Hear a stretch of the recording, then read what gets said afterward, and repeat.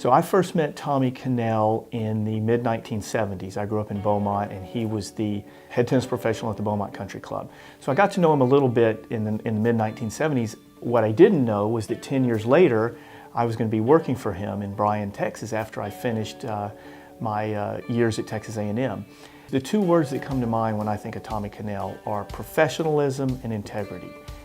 Anybody that has been on the court or been in any circumstance with Tommy knows what a gentleman he is, how he carries himself on and off the court, the ultimate competitor, but highly professional. Sportsmanship is very important to him and his family, and it is evidenced by how he carries himself. I remember when I started working with him in the mid-80s in Bryan, Texas at Royal Oaks Racquet Club. I don't know the circumstances behind it, but I remember a member was very frustrated about something. And the way that Tommy handled that situation, I learned a lot about how to conduct yourself. He got me my start in the tennis business. The first job that I had out of college was working for him. And we had a great time. He was a club owner at the time, Royal Oaks Racquet Club, and he had a huge junior program, great adult program, and I learned so much from him. We did a lot of interesting things at that time. I was with him for about 3 years. One of the other things I remember that we did when I really got to know him well was we did a fundraiser for the March of Dimes. And so Tommy, myself, and Charles Emily, who was the head pro at Briarcrest Country Club in Bryan, did a 3-day around-the-clock tennis where we played doubles together and people paid to play against us, and all the money went to the charity. But we played 24 hours a day and we went on 16-hour shifts.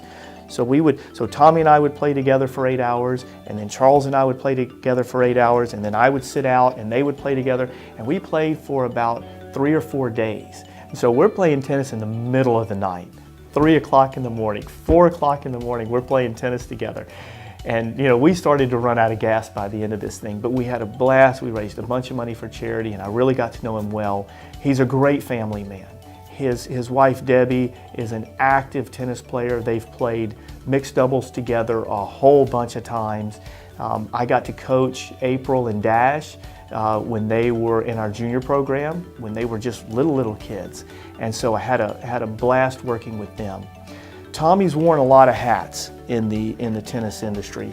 I'm not exactly sure what kind of hat he wears. He always wears this beanie. I call it a beanie. I'm not sure exactly what it is. He may have one on right now. But he's been a tennis professional. He's been a club owner. He's been a tennis director. He has been a longtime volunteer in many different phases, a humanitarian. He's traveled to all around the world, but specifically he's been to Zambia, Egypt, and Mongolia, where he's trained instructors on mission trips.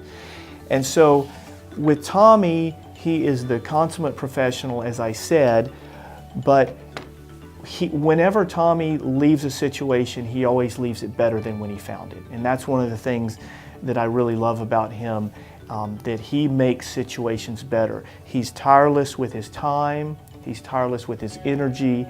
You know when you're on the court with him that he wants to be there.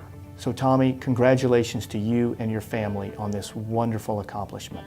It was my great honor to nominate you to the Texas Tennis Hall of Fame, and it is equally my honor tonight to introduce you at this banquet.